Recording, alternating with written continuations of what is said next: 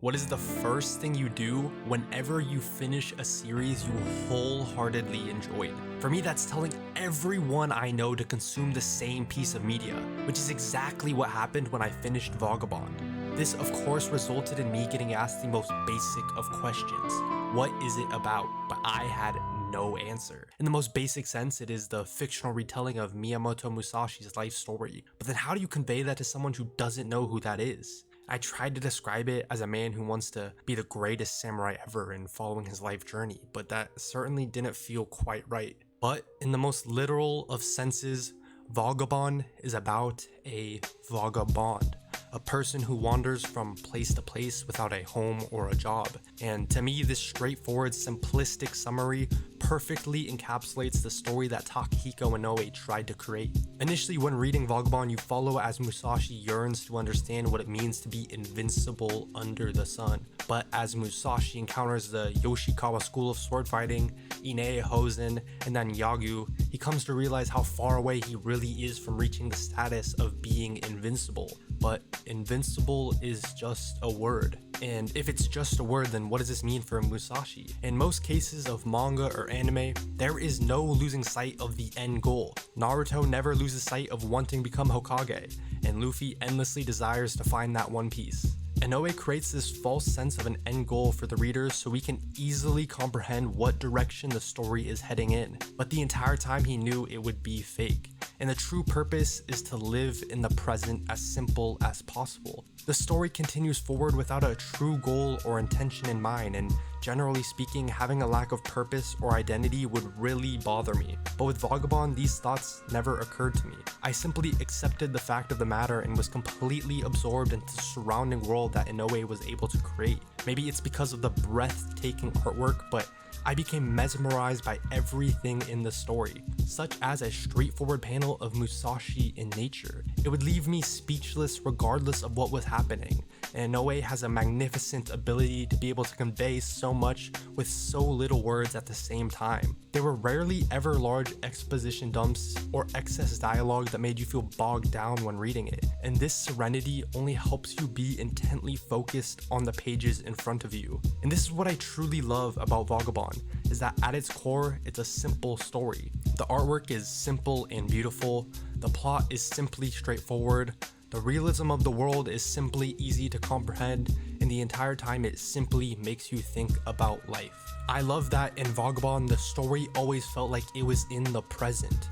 Maybe due to the lack of having a large, grandiose goal, but Inoue did a beautiful job at presenting the manga in a way so you only consume what was right in front of you, not thinking or wishing for the future prospects of the story, except when you reach the end and you wish you could see the final clash between Kojiro and Musashi.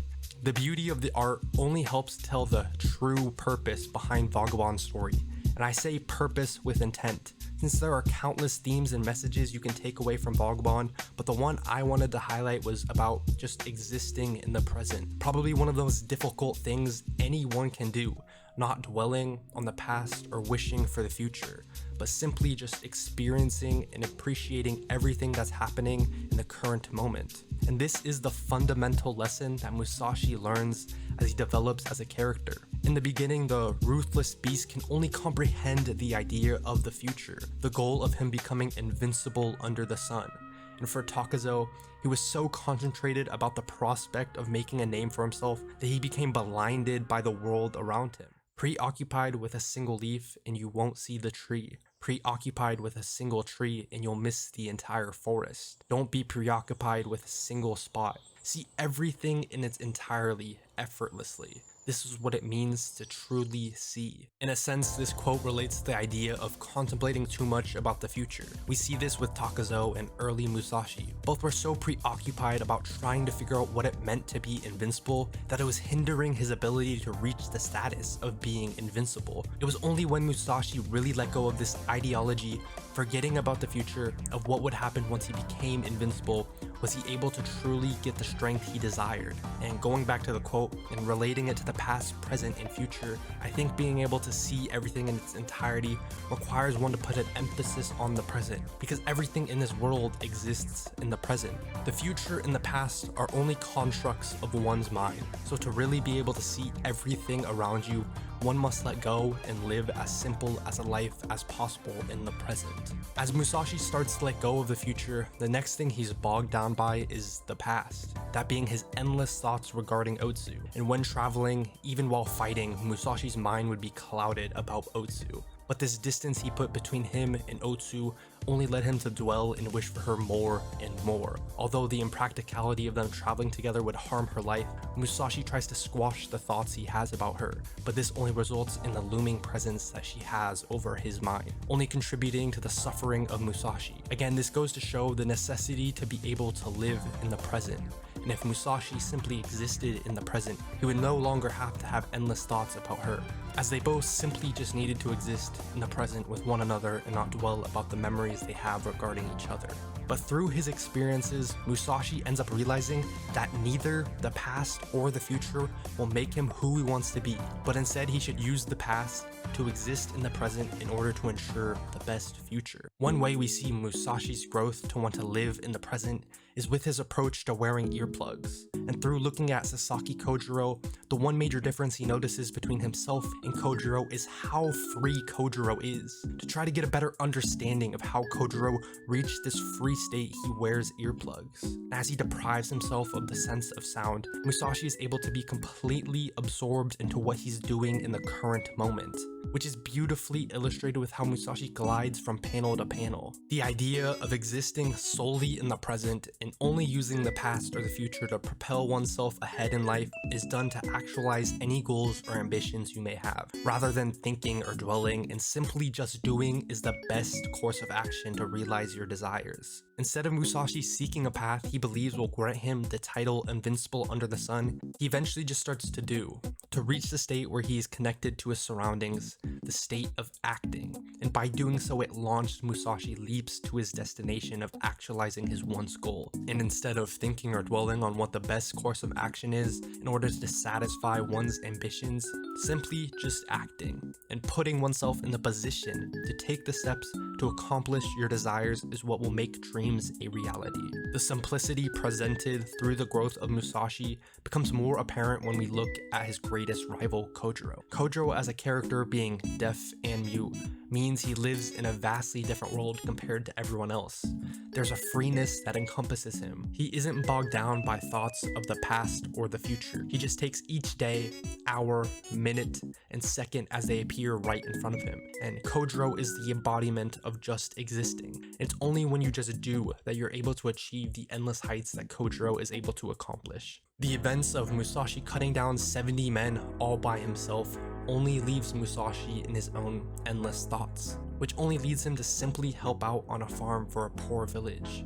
For chapters and chapters, Musashi ignores all semblance of who he was to learn from this poor village. This is in its purity the idea of living in the present. Musashi has all the opportunities in the world to become a guard for a lord and teach others the ways of the sword, but he refuses because he would rather simply exist where he is currently at. Through what Musashi has learned, he's come to the realization nothing is more important than just doing what you're doing at the current moment. If this isn't the most simplistic form of story, then I don't know what is.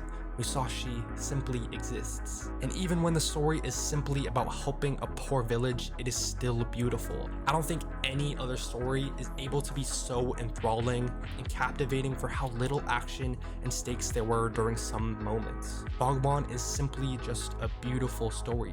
The art is captivating and the messages that one can take away are impactful. I've never really had the experience of not being able to put a book down until I finished it, until I started reading Vagabond. I would read for hours and hours on end, and what I've taken away from Musashi and Kojiro is to simply exist. Not to dwell or think about what I want to do or what I should do, because all of those thoughts are wasted moments when I could be doing something. Wasted time where I could be working on videos or enjoying other pieces of media. Vagabond has taught me that the best course of action is to simply take action. Looking back on whatever I just recorded, I don't think I made any sense at all. I was kind of just rambling out of my ass for the past 10 to 15 minutes. So I am completely sorry about that, and I just kind of wanted to say how much I loved Vagabond, and I literally read it non-stop from start to finish. and I overall thought the story was just so simple, and everything about it was just so crystal clear. And also, can we just appreciate how much of a god Takehiko Inoue is? Well, if you somehow made it to the end of this video, you are so appreciated, and it means the world to me, for real. And also drop any manga recommendations you may have, because I've been trying to read a lot more manga this summer, and I've literally just finished Chainsaw Man, and that shit blew me away. I was beyond stunned by how good it was. And I also just finished JoJo's Part 7. Again, probably my favorite JoJo's part. Drop a sub if you would like, or don't. I don't really care, but it would be nice if you did. See you. Have a good day.